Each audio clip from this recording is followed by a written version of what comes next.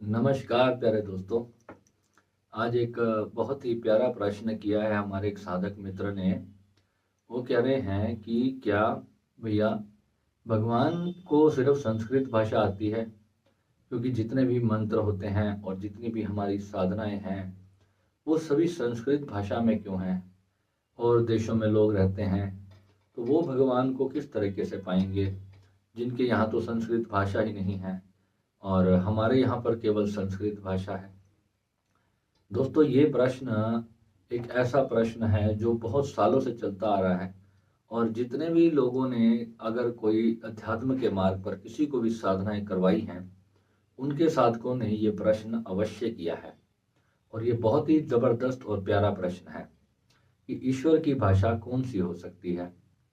जब हमारे सनातन धर्म में सभी चीज़ें जब बनाई गई, साधनाएं, जो भी पद्धतियां खोजी गई, जो रिसर्चेस की गई, जो भी उसके ऊपर जो अनुसंधान किए गए, भीतर के ज्ञान को और बाहर के ज्ञान को जब खोजा गया, तो उस वक्त जो हमारे देश में भाषा प्रचलित थी वो संस्कृत थी। तो जितने भी मंत्र जो है उन्होंने अध्ययन किए, हर मंत्र जो है वो एक शाब्दिक अर्थ है उस मंत्र का। और एक मंत्र का जो अर्थ होता है वो हमारे भीतर से संबंधित होता है कि कोई भी मंत्र है दोस्तों, वो हमारे भीतर एक्चुअल में करता क्या है। हमें सबसे ज़्यादा इस चीज़ को समझना है कि कोई भी मंत्र है वो हमारे भीतर करता क्या है। जैसे कि हम एक एग्जाम्पल लेते हैं ओम का। ओम हमारे भीतर क्या करता है, वो क्या ध्वनि पैदा करता है हमारे भीतर, और वो जो ध्वनि है उसका उच्चारण किस तरीके से होता है, उसका हमारे मस्तिष्क से क्या संबंध है। हम ईश्वर की बात करते हैं, वास्तव में ईश्वर कभी जाना नहीं गया है। आज तक कोई ईश्वर को जान नहीं पाया है। और जब तक आप अपने आप को, स्वयं को नहीं जानोगे, तब तक आप ईश्वर के बारे में नहीं जान सकते। ये प्रश्न जो ईश्वर के बारे में आता है, ये हर एक साधक का उस दिन समाप्त हो जाता है जब वो अपने स्वयं को जान लेता है। जिस दिन एक झलक भी उसने अपनी देख ली, केवल एक झलक, उस दिन जो है उसका भगवान के प्रति उठने वाले सभी डाउट उसके खत्म हो जाते हैं। उसके बाद उसकी कोई भी जो जिज्ञासा है वो शेष नहीं रहती, क्योंकि एक ऐसा पर्दा जो है वो भीतर से हट जाता है। मंत्रों का विज्ञान जो है ना बहुत गूढ़ है। मंत्रों से क्या हो सकता है अभी तक किसी को इसका कोई अंदाजा नहीं है। और बहुत से ज्ञानी जन हैं जिन्हें मंत्रों का अंदाजा है और वो लोगों को गुरु मंत्र भी देते हैं। बहुत सारे आश्रम हैं, बहुत सारे ऐसे संत हैं जो आपको माला जाप करने की विधि बताते हैं कि आप माला को इस तरीके से जपिए, माला के जो सुमेरु है उसको कभी पार मत कीजिए।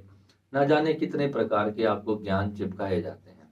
उनके सर पर बड़ी बड़ी जटाएं होती हैं, वेशभूषा होती है, भगवा वस्त्र पहने होते हैं। कोई कैसे कैसे वाइट श्वेत वस्त्र पहनकर आपको ज्ञान देता है, क्योंकि जिस भी मार्ग से अगर किसी ने पाया है तो वो आपको वही मार्ग बताएगा। अब सवाल ये आता है कि जब साधक कोई मंत्र साधना करता है तो वो क्या आत्म साक्षात्कार की ओर ले जाती है साधक को? कोई भी मंत्र साधना जो है, आज मैं आपको इस वीडियो के माध्यम से मित्रों ये बताना चाहता हूँ कि कोई भी मंत्र है वो साधक को कभी भी आत्म साक्षात्कार की ओर नहीं ले जा सकता। मंत्र जागरण केवल आपकी जो भीतर की अवस्था को पहले उस मार्ग तक लाने के लिए होता है जहां से छलांग ली जा सकती है। उसको एक बात कहते थे कि छलांग लेना है। अब वो हम जब उस वक्त सुनते थे हमें कुछ समझ नहीं आता था कि ये छलांग लेना आखिर क्या है, वहां से कैसे छलांग ली जाएगी। तो जब मेरे लाइफ में कोई जीवित सदगुरु था ही नहीं, ओशो भी अपना शरीर छोड़ के जा चुके थे, और अंतिम मंजिल पर जब मैं जाकर अटका तो वहां से एक बात, मैं जब रोज सुबह अपने 5 बजे जब मैं उठ करके अपनी साधना प्रारंभ करता था तो एक भीतर से एक ओशो की आवाज आती थी कि छलांग लेनी है, यहाँ से एक छलांग लेनी है। तो वो छलांग लेने लेने में मुझे करीबन 2 से ढाई वर्ष लगे। जैसे कि मैंने पहले भी कई सारे वीडियोस में बताया है कि जब तक साधक उस अवस्था पे नहीं पहुंचता वहां से छलांग लेना असंभव है। और ईश्वर की कोई भाषा नहीं है। मैं अपने प्यारे साधक मित्र को बताना चाहता हूं कि ईश्वर की कोई भाषा नहीं। ये सब ध्वनियाँ हैं। इस भाषाओं का नाम तो हमने रखा है कि ये भाषा है, ये हिंदी है, और ये भाषा है, ये अंग्रेजी है। हम अपने मुख से कहते हैं कि आप कैसे हैं, ठीक है। ये एक हमने एक ध्वनि प्रोड्यूस करी, अपने भीतर हमने एक ध्वनि प्रोड्यूस करी, और इस ध्वनि से निकला कि आप कैसे हैं। अब यही अगर किसी दूसरे विदेश का व्यक्ति कहता है हाउ आर यू, तो उसने भी एक ध्वनि प्रोड्यूस करी। दोनों ध्वनियों का नाम रख दिया हिंदी और इंग्लिश। वास्तव में दोनों ही एक ध्वनियां थी। यानी कि अब ईश्वर के लिए अगर हम ईश्वर को कहते हैं आप कैसे हैं या हाउ आर यू, इसके पीछे का जो बोलने का हमें अपनी भाषाओं को हमने ही पहले समझाया हुआ है। अगर दो व्यक्तियों ने एक ही भाषा की पढ़ाई ना की हो, यानी कि अगर आपने भी अंग्रेजी नहीं पढ़ी और मैंने भी अंग्रेजी नहीं पढ़ी, तो मैं आपको अंग्रेजी में कुछ बोलूंगा तो आपको समझ में नहीं आएगा। अगर आपने भी हिंदी पढ़ रखी है और मैंने भी हिंदी पढ़ रखी है, और हम दोनों के मस्तिष्क को एक ही बात समझाई गई है कि हाउ आर यू का मतलब होता है कि आप कैसे हो, आप कैसे हो का मतलब होता है हाउ आर यू। और अगर हम किसी दूसरे कंट्री की भाषा में बात करें, अगर हम पंजाबी की बात करें, तो आजकल पंजाबी में एक छोटा सा वर्ड चलता है और भाई किद्दां, तो पंजाबी समझ जाता है कि ये पूछ रहा है कि आप कैसे हो, और पंजाबी में ही कहा जाता है और भाई की हाल चाल है। तो ये जो है बोलने के सब हमने मतलब समझे हुए हैं। समझाने बोलने वाला भी इस बात को जानता है कि वो क्या पूछ रहा है, और समझने वाला भी इस बात को जानता है कि वो क्या पूछ रहा है। हर चीज को इसलिए हम भाषा कहते हैं। जब कहीं आप जाते हो बाहर की कंट्रीज में, तो आजकल आपसे पूछा जाता है कि आपको कितनी भाषाओं का ज्ञान है, तो यानी कि आप कितने लोगों से कन्वर्सेशन कर सकते हो। तो सिंपल भाषा का ये विज्ञान है। भाषा ईश्वर के लिए कोई भाषा नहीं। ईश्वर केवल भाव के भूखे हैं मेरे राम। रामायण ने की बात कही कि ईश्वर जो है वो भाव के भूखे हैं। आप मंत्र जो जाप कर रहा है, मंत्र में कह रहा है कि जय श्री राम, या राम राम का जाप कर रहा है, या कोई भी वो जाप कर रहा है। एक व्यक्ति सिर्फ ओम के मंत्र का जाप कर रहा है, उसको ओम का कोई विज्ञान नहीं पता। ओम की साधना कर रहा है, उसको ओम का कोई विज्ञान नहीं पता कि वो ओम से किसको मना रहा है, क्या इससे ईश्वर आता है, लोगों को ये भी नहीं पता। हर मंत्र के आगे ओम शब्द लगाया गया। मैं आज आपको बताना चाहता हूं दोस्तों कि जिस भी मंत्र के आगे ओम लगा दिया जाता है, वो मंत्र अपनी पावर खो देता है। बहुत सारे लोग जानते हैं कि ओम एक महासिद्ध मंत्र है, और ओम जो है, ओम के जाप करने से सब कुछ प्राप्त हो जाता है, ये लोगों की धारणा है। परंतु हमारे गुरुदेव ने हमें बताया कि जिस भी मंत्र के आगे कोई भी सिद्धि मंत्र है, जब उसके आगे ओम लगा दिया जाता है, तो वो ओम जो है उस मंत्र को किलित कर देता है, उस मंत्र की शक्ति को जो है दबा लेता है, छुपा लेता है। और ओम जिस मंत्र के आगे आ जाएगा, वो मंत्र केवल और केवल अपनी चेतना को ऊपर उठाने के लिए रह जाएगा। फिर वो कोई सा भी मंत्र हो, आगे आप ओम नमो दुर्गाय नमः लगा लो, ओम नमः शिवाय लगा लो, कोई सा भी मंत्र आप करो। हर मंत्र की एक अलग विज्ञान है, एक अलग शक्ति है। मंत्र को और उसके देवता को और उसके सिद्धि का जो पूरा जो प्रावधान है, किस तरीके से किस तरीके का मंत्र सिद्ध होगा और किस यूज के लिए हम उस मंत्र को सिद्ध कर रहे हैं, उसमें कौन से देवता का चित्र लगेगा, उसमें गणपति जी को पहले सिद्ध करना पड़ता है। कोई भी मंत्र है, जब तक इसका पूर्ण ज्ञान साधक को नहीं होगा, उसका कोई मंत्र सिद्ध होगा ही नहीं। और जब कोई भी साधक हमारे जो हैं वो सेल्फ रियलाइजेशन की यात्रा पर हैं, तो वहां मैं उनको कोई भी मंत्र नहीं देता हूँ। मंत्र जो है, गुरु आपको कोई भी मंत्र देता है तो उस मंत्र के पीछे बहुत बड़ा रहस्य होता है। आपकी जरूरत के अनुसार कोई साधक आया, वो कहता है कि भैया मुझे अपने जीवन में तरक्की पानी है, तो उसको पहले कोई मंत्र सिद्ध करवाया जाता है। मंत्र सिद्ध करने के बाद फिर उस मंत्र की शक्ति से ही उसका कार्य किया जाता है। तो ये मंत्र का पूरा विज्ञान होता है। अब कोई व्यक्ति है जो उसने सुना कहीं से, आजकल बहुत सारे ऐसे मंत्रास वाले यूट्यूब पर चैनल हैं जो आपको मंत्रास के ज्ञान देते हैं। ये मंत्र जाप करोगे तो ये हो जाएगा, ये मंत्र जाप करोगे तो ये हो जाएगा। बहुत से लोग हैं जो उनकी ये सब करने में लग भी जाते हैं, 5-5 साल हो जाते हैं उनको मंत्र जाप करते करते।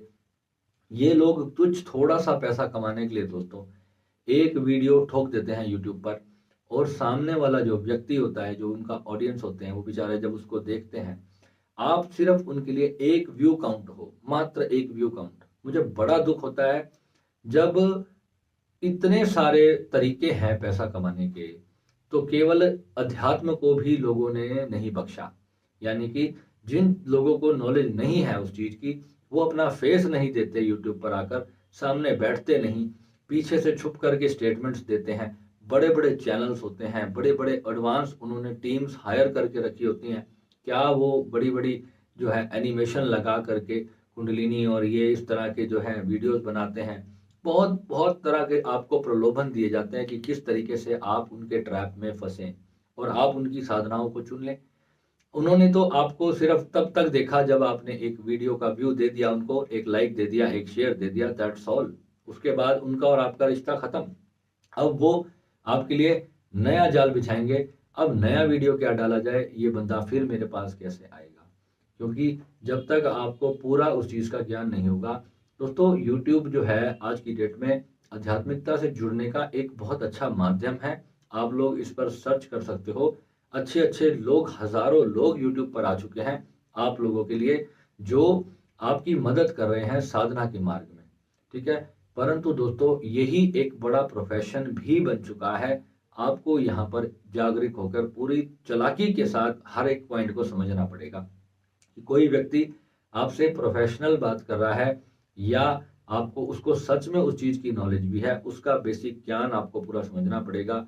उसके साथ आप कुछ दिन उसको आप सुनो, आप कुछ दो, जब आप थोड़े दिन तक आप उसको कॉन्टिन्यूसली सुनोगे, उसकी हर एक चीज को समझोगे, तभी आप उसको जान सकते हो। एक आधा वीडियो देखकर आप कुछ भी अंदाजा किसी व्यक्ति के बारे में नहीं लगा सकते। और जो लोग भी हैं इसके पीछे, जो आपको गलत साधना में डालते हैं, दोस्तों आपकी एक जिंदगी खत्म होती है। एक जिंदगी दोबारा लेने के लिए आप सोच लो कि कितना बड़ा जंजाल पार करके फिर आपको जन्म लेना पड़ेगा। आपकी जिंदगी के अगर 5 वर्ष एक गलत साधना में बीत गए, तो समझो कि आप अपनी आधा जीवन खो दिया दोस्तों आपने। और दुख इस बात का है कि ये लोग अपने कुछ पैसों के लिए हजारों लोगों की जिंदगी के साथ खेलते हैं। अध्यात्म जो है वो कभी भी ऐसे लोगों को क्षमा नहीं करता। ऐसे लोग जो है बहुत भुगतते हैं बाद में, क्योंकि दोस्तों ये मार्ग है जो ईश्वर का मार्ग है। इसके अंदर अगर कोई इंसान किसी का भला नहीं कर सकता, तो उसको बुरा करने का अधिकार नहीं है। इस चीज का बहुत भारी दंड का प्रावधान सनातन धर्म है, और वो नेचर ऐसे व्यक्तियों को जरूर दंडित करता है जिनको स्वतः आत्मा का कोई ज्ञान नहीं, और किसी के शरीर के साथ, किसी के आत्मा के साथ, किसी के ब्रेन के साथ जब इस तरह की साधनाओं द्वारा जब खिलवाड़ हो जाता है, तब वो व्यक्ति जो उनको बद्दुआएं देते हैं, तो वो बहुत बड़ा तकलीफ का कारण उन लोगों के लिए बनता ही बनता है। तो दोस्तों, ईश्वर किसी भाषा का मोहताज नहीं, केवल आपके भाव का भूखा है। आप जब अपने सच्चे भाव से अपने गुरु से जुड़ेंगे, अपने ईश्वर से जुड़ेंगे, अपने इष्ट से जुड़ेंगे, आपको आपके भीतर वो सारी चीजें प्राप्त होंगी। परंतु एक बार देखो, जब तक गुरु आपके जीवन में नहीं आता, ये कड़वा सच है, तब तक आपको भटकना तो पड़ेगा। बिना भटके कभी कुछ प्राप्त नहीं होता। एक ओशो ने एक बुक लिखी थी कि जिन खोजिया तिन पाया, जिसने खोजा है उसी ने पाया है। और आप बिलीव नहीं करोगे, मैं भी कोई ऐसे ही, मेरे को गुरु नहीं मिले थे, मैंने भी बहुत भटकन मेरे जीवन में भी आई, कईयों ने मेरा भी शोषण किया। ऐसा कोई गुरु नहीं होता जो आपको एकदम, आपको जो है फटाफट सब कुछ जिसको मिल गया हो। उसका जब आप पीछे जीवन देखोगे, तो न जाने कितनी जगहों पर उसने जा जाकर धक्के खाए होंगे। महात्मा बुद्ध भी जो थे, जब अपने जंगल वो निकल गए थे, तब उन्होंने न जाने कितने गुरुओं के पास वो गए, जिस गुरु ने भी उनको दीक्षा दी, उन्होंने उनका सब कुछ किया। तो उनके गुरु उनके आगे हाथ जोड़कर कहते थे कि अब आप जाएं, अब मेरे पास कुछ नहीं, जो मेरे पास था मैं आपको दे चुका। आप धम्मपद पढ़ के देखें, जिन गुरुओं ने कभी बुद्ध को दीक्षा दी थी, अंत में वही गुरु बुद्ध के भिक्षु बने, और वो बुद्ध के पास फिर वापस आए और बुद्ध से दीक्षा ली उन्होंने। देखो कमाल की बात। यानी कि ये मार्ग इतना संकीरा है कि सिखाने वाले को खुद भी सीखने की आवश्यकता पड़ सकती है, क्योंकि जब तक साधक पूरा श्योर नहीं हो गया, आत्म साक्षात्कार एक अवस्था ही ऐसी है, जब तक वो पूरी तरह से उस चीज को लेकर श्योर नहीं हो सकता, तब तक जो है वो घोषणा ही नहीं करता कि मुझे कुछ प्राप्त हुआ है, क्योंकि ये मार्ग इतना पेचीदा है। और जब उस साधक को अपने भीतर उस सत्य का ज्ञान हो जाता है, उस कॉन्शियसनेस का ज्ञान हो जाता है, तो ऐसा नहीं है कि वो ऐसे हाथ करेगा और वहां से जो है किरणें निकलने लगेंगी और वो सामने वाला कोई एक मकान खड़ा हो जाएगा। ये ऐसे हम टीवी सीरियल्स में ये सब चीजें देखते हैं कि उसके बाद इतनी शक्ति जागृत हो जाएगी, वो आकाश मार्ग से उड़ के दूसरी जगह चला जाएगा। इसको अणिमा लघिमा जो सिद्धियां होती हैं वो सब, ये सब शास्त्रों में कही गई हैं, परंतु ये सब सूक्ष्म आध्यात्मिक ज्ञान है। अणिमा जो सिद्धि है, लघिमा जो सिद्धि है, ये सब चेतना को होती हैं। कभी भी इंसानी शरीर जो है हवा में नहीं उड़ सकता। किसी भी सिद्धि के माध्यम से इंसान का जो शरीर है वो हवा में नहीं उड़ सकता। ऐसे ऐसे बहुत सारे भ्रम हैं, परंतु ये भी सत्य है कि इंसान अपने शरीर को छोड़ के दूसरी जगह जा सकता है। पर काया प्रवेश जैसी सिद्धियां जो हैं, ये सब तंत्र के मार्ग में संभव है, पर उसके लिए बहुत खतरनाक मार्ग होते हैं और उसके लिए बहुत ज्यादा जागरूकता की जरूरत होती है। उस अवस्था से फिर वापस अपने शरीर में आने का ज्ञान होना चाहिए साधक को, तब जाकर के ये सारी चीजें जो हैं आपकी सिद्ध होती हैं। और इस तरीके से इसी सब सिद्धियों के लिए जो है अलग अलग बहुत सारे मंत्रों की साधना होती है। और कोई भी मंत्र है वो आपकी चेतना को जब प्रभावित करता है, आंदोलित करता है, और आप जब उस सिद्धि को प्राप्त करते हो, तभी केवल आप जान सकते हो। और कमाल की बात यह है कि जब एक सिद्धि का मार्ग भी ऐसा है, अगर आपने कोई एक पर्टिकुलर सिद्धि कर ली है तो आपको दूसरी सिद्धि आनी असंभव हो जाती है, क्योंकि एक सिद्धि जो है वो दूसरी सिद्धि के अगेंस्ट होती है। अब ऐसे इसको समझिए, जैसे कि एक दांतों का डॉक्टर है, तो फिर वो दिल का डॉक्टर नहीं बन सकता, क्योंकि उसने पूरी पढ़ाई जो है वो दांतों की करी। अब दिल का डॉक्टर बनना है तो उसको दांतों के डॉक्टर वाला पेशा छोड़ना पड़ेगा, फिर उसको दिल का डॉक्टर बनना पड़ेगा। सनातन में जितनी भी प्रकार की सिद्धियां हैं, कोई ऐसा एक व्यक्ति नहीं जिसने समस्त सिद्धियां की हो। इसके लिए बहुत सालों का अभ्यास चाहिए होता है। अब एक सिद्धि किसी व्यक्ति ने प्राप्त करी, अब वो दूसरी सिद्धि में लग जाता है, उसको लालच होता है, तो पहले वाली सिद्धि अपना प्रभाव खो देती है। तो ये भी इसका बिल्कुल साइंस फैक्ट बात है। जब दूसरी सिद्धि साधक प्राप्त करता है तो पहली वाली की शक्ति चली जाती है। तो इसलिए एक समय में साधक एक चीज में उत्तीर्ण हो सकता है। इसीलिए जो है ज्ञानियों ने कहा कि ऐसी चीज पाओ जिसको पाने के बाद फिर कुछ पाने की इच्छा ना रहे। तो जी वो जो है केवल अपना आत्म साक्षात्कार है, परमात्मा है, परम वैराग्य है, परम शून्य है। क्योंकि अंत में एक दिन हमको ये शरीर छोड़ के जाना ही है। चाहे हमारे बैंक में कितना भी कुछ पड़ा हो, कितनी भी प्रॉपर्टी हमारे पास हो, कितने सुंदर कपड़े गहने हमारे पास हो, कितनी गाड़ियां हो, एक दिन ऐसा आना है जिस दिन ये सब जीरो हो जाना है। तो उस दिन किस चीज का महत्व रह जाएगा, किस सिद्धि का महत्व रह जाएगा? उस दिन केवल उसी आत्म सिद्धि का महत्व रह जाएगा जो आप सदा के लिए रहोगे। तो समझदार जो लोग होते हैं वो ऐसी चीज के पीछे भागते हैं जो मेरे मरने के बाद भी मेरे साथ रहेगी। जो यहीं समाप्त हो जाएगी वो कुछ पल की है, क्षणिक है। चलो, for a life being, time being आपने उस चीज को भी कर लिया, इट्स ओके, परंतु एक दिन तो इसको छोड़ना ही है।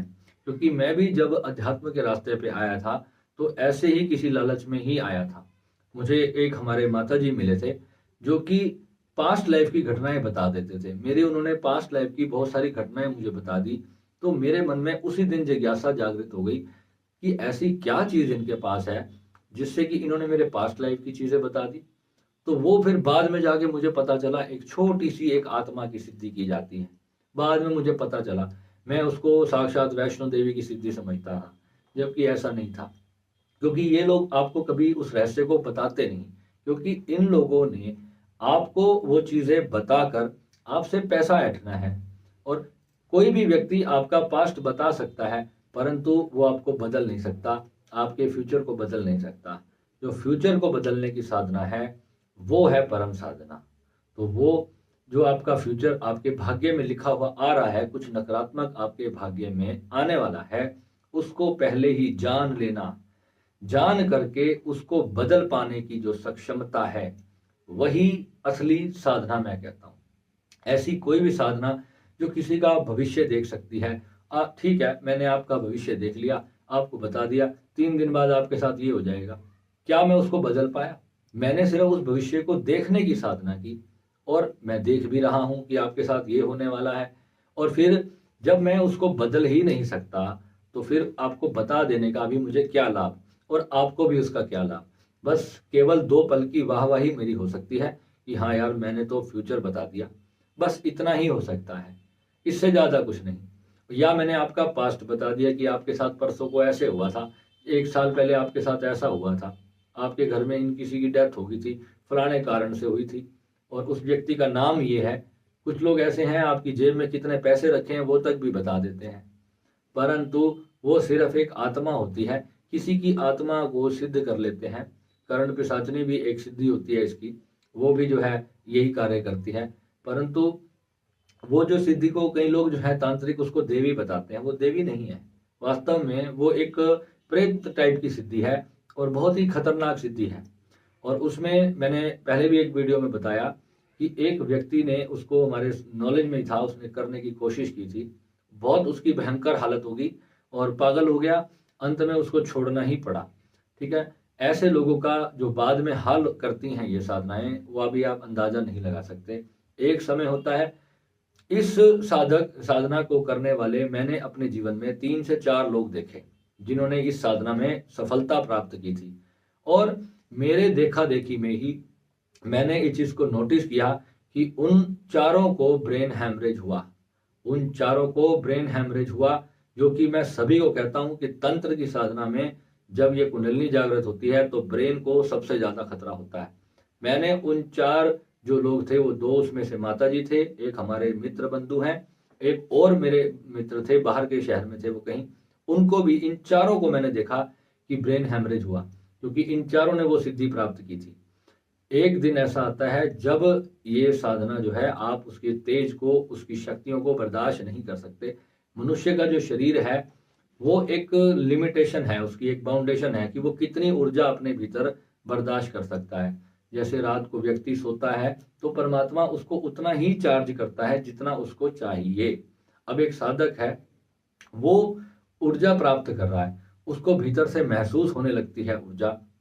जब ऊर्जा का बल उससे बर्दाश्त नहीं होता, तब वो अपने गुरु से कहता है कि गुरुदेव, मेरे अंदर इतनी ज्यादा ऊर्जा जागृत हो रही है, अब आप कुछ करो। अगर गुरु को लगता है कि इसकी ऊर्जा जो है जरूरत से एक्सेस हो गई है, तो गुरु उसको रिलीज करने का मार्ग बताता है। अब वहां एक साधक ऐसा है जो केवल यूट्यूब पे गुरु बना के बैठा है, वो कभी गुरु से उसने मेल मुलाकात नहीं करी, और अपने आप ही कोई भी मंत्र उठा लिया, किसी किताब से पढ़ लिया, कहीं से पढ़ लिया, और उसका आरंभ करना शुरू कर दिया। अब वो साधना बढ़ती जा रही है, ऊर्जा दिमाग में इकट्ठी होती जा रही है, और मंत्र जाप किए चला जा रहा है, किए चला जा रहा है। वो ये सोच रहा है कि मेरी सिद्ध होने वाली है, और उसी दौरान ही उसकी याददाश्त जाने के जो चांसेस हो जाते हैं वो बहुत ज़्यादा हो जाते हैं। वो हर चीज़ भूलना शुरू कर देता है, क्योंकि ब्रेन में इतनी ऊर्जा भर जाती है कि वो अपनी तरह से काम करना ही बंद कर देता है। ऊर्जा तो आ गई साधक के अंदर, अब उसको ये भी नहीं पता जब इस ऊर्जा का मुझे यूज क्या करना है, इसको मुझे खर्च कैसे करना है, उसको ये भी अंदाजा नहीं। और बस उसने जो कहीं से सुना था, किसी छुप कर बैठे हुए व्यक्ति से, मुझे बहुत दुख होता है जो अपना फेस भी नहीं देते और सामने बैठ कर के इतना बड़ा बड़ा ज्ञान बखारते हैं यूट्यूब पे। आप सामने आकर बोलो, आप कहाँ रहते हैं, आपका कहाँ आश्रम है, कहाँ आप सिखाते हैं। आप एक यूट्यूबर हो और आप एक आध्यात्मिक वीडियो बना रहे हो, किसी आध्यात्मिक गुरु का वीडियो आपने सुन लिया है, वहां से आप अपने कई मिलियन व्यूवर्स को आप एक साधना दे देते हो, वो गुरु अपने व्यूवर्स को साधना दे रहा है। इसलिए मैंने अपने चैनल पे कोई भी ऐसी साधना को लाइव नहीं किया हुआ। उसका रीजन सिर्फ यही है कि कम से कम मैं दोषी नहीं बनूंगा किसी व्यक्ति को बर्बाद करने का। अब कोई ऐसा कर रहा है तो वो उसके कर्म दंड उसको खुद ही भोगने हैं। ठीक है, तो भाषा जो है वो केवल एक ध्वनि का कार्य करती है, और ध्वनि जो है वही हमारे भीतर के सारे चक्रों को खोलने का कार्य करती है, चक्रों को जागृत करने का कार्य करती है, हमारे भीतर ऊर्जा बनाने का कार्य करती है, ऊर्जा को एकत्रित करने का कार्य करती है। और ऊर्जा पॉजिटिव भी है और नकारात्मक भी है, दोनों तरह की ऊर्जा होती है। फिर ऊर्जा का पूरा इस्तेमाल किया जाता है, किस तरीके की वो पूरी आगे की विज्ञान है, वो सारी चीजें जो है हम आपको अपने इन कोर्सेज में A to Z step by step करके समझाते हैं, तभी आपको वो सारी चीजें समझ आती हैं। यंत्र क्या कार्य करते हैं, यंत्र जैसे कि एक आप डिश टीवी देखते हैं, वो क्या करता है, वो ब्रह्मांड से कुछ तरंगों को कैच करता है और वो जो है आपके टीवी में वीडियो आ जाता है। अभी जो आप यूट्यूब पे मेरे माध्यम से देख रहे हो वीडियो, तो कहीं कोई यंत्र लगा हुआ है, कोई उपकरण लगा हुआ है, जिसके कारण मेरा ये वीडियो आपके मोबाइल में दिख रहा है। तो ये ऊर्जा है, मेरी बात भी आपको सुनाई दे रही है, मेरी शक्ल भी आपको दिखाई दे रही है, सब कुछ आप देख पा रहे हो, है ना। तो एक ऊर्जा है, हवा में एक एनर्जी है, जिसको जो भी वो बोलते हैं स्पेक्ट्रम वेक्ट्रम, ऐसा कुछ नाम है उसका। तो वो तरंगे वहां से फेंकते हैं, उन तरंगों के कारण जो है ये सारा आदान प्रदान होता है। तो इसी तरीके से इस पूरे ब्रह्मांड में तरंगे हैं। कल हमारे एक मित्र ने पूछा, भैया मुझे कोई याद करता है तो मुझे इंस्टेंटली पता चलने लग गया है कि वो मुझे याद कर रहा है। इसी को तो टेलीपैथी कहता हूं मैं। तो टेलीपैथी क्या चीज है? जब जितना ज्यादा आप जागृत होते जा रहे हो, आपको विचार कम नहीं होंगे, आपके विचार और बढ़ना शुरू होंगे। कोई व्यक्ति आपको याद कर रहा है किसी कारण से, आपको उसका भी ख्याल आएगा। वहां डिटैचमेंट की ज्यादा आवश्यकता हो जाती है साधक को पहले से भी, क्योंकि अब वो शून्य होने चला था, परंतु वो तो और जागृत हो गया। तो ये समस्या जो होती है, ये लोगों को पता तब चलती है जब वो इतना गड्ढे में गिर चुके होते हैं, तब तक उनको समझ नहीं आती। फिर जब उनसे पूछो तो आपने साधना कौन सी की थी, उन्होंने कहा हमने तो जी मूल मंत्र किया था अपने गुरु का। अब मूल मंत्र तो किया, क्या तुम्हारे गुरु ने दिया? तुमने किसी जगह पे गए, तुमने किसी मंदिर गुरुद्वारे में सुना, उन्होंने तुम्हें कह दिया जाओ ये मूल मंत्र है, और तुमने उसका जाप शुरू कर दिया। तुम्हारे गुरु साक्षात अगर तुम्हारे सामने बैठे हों, तो क्या तुम्हें वो मंत्र प्राप्त हुआ? अगर तुमने कोई भी अपने मंदिर में गए, किसी मंदिर धार्मिक का शास्त्र आपने पढ़ लिया, उसमें से कोई आपने मंत्र उठाकर अपनी मर्जी से करना स्टार्ट कर दिया, तो इसमें किसी गुरु का कोई दोष नहीं। उसका जो भी रिजल्ट होगा, उसको भुगतने का अंजाम जो है केवल और केवल आपका है दोस्तों। ठीक है, तो ये ध्वनियां, ये जितने भी भाषाएं, ये सब छोड़ दो, केवल और केवल अपने भाव से ईश्वर से जुड़ो, और जो आपको साधनाएं गुरु दे रहा है उसका विज्ञान को समझो। वो सब जो ध्वनियों का जो काम होता है, वो बहुत बड़ा और गहरा काम होता है हमारे भीतर। पहले ऊर्जा का, फिर आगे उसको किस तरीके से हमें इस्तेमाल करना है, ये बहुत बड़ा विज्ञान है। और आत्म साक्षात्कार में किसी मंत्र की आवश्यकता नहीं, बिल्कुल भी आवश्यकता नहीं, परंतु जो नेचुरल मंत्र, जिसको अजप्पा जाप कहा जाता है आत्म साक्षात्कार के लिए, वो स्वतः ही बजता है, वो स्वतः ही हमारे भीतर आ जाता है। अब उसकी पहचान भी आपको गुरु बताते हैं। पहली बात है, जब गुरु अपने शिष्य को दीक्षा देता है, तो अपने आप ही उसके अंदर वो मंत्र चलता है। उसको उस मंत्र के लिए कुछ लिखना, बोलना, जपना नहीं पड़ता। वो अजप्पा मंत्र है, वही मंत्र ही एक्चुअल में आप हो। तो वो जो मंत्र है, अपने मन को शांत करने का, पूरी पढ़ाई करने के बाद, पूरा रिसर्च करने के बाद, पूरा ट्रैवल करके आप जब पहुंच जाते हो, तभी आपको पता चलता है कि दिल्ली आ गई।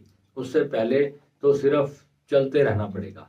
ठीक है, तो उम्मीद करता हूं ये विषय आपको क्लियर हुआ होगा। बहुत बहुत धन्यवाद। नमः शिवाय।